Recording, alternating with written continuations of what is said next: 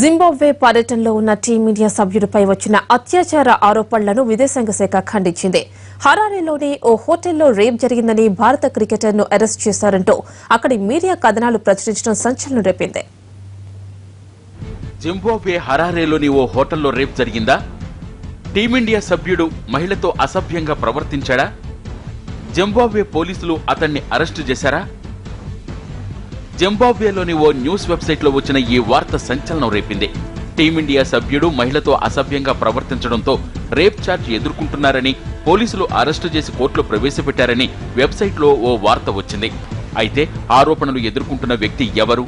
క్రికెటరా లేక టీమిండియా సభ్యుడా అన్న విషయాలు వెల్లడించలేదు. దీంతో రెండు దేశాల్లోనూ ఉత్కంఠ.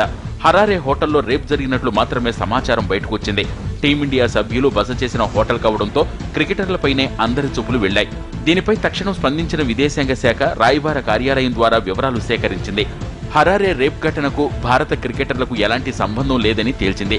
టీమిండియాకు సంబంధించి క్రికెటర్లు, అధికారులెవరూ అరెస్టు కాలేదని అధికారికంగా ప్రకటించింది.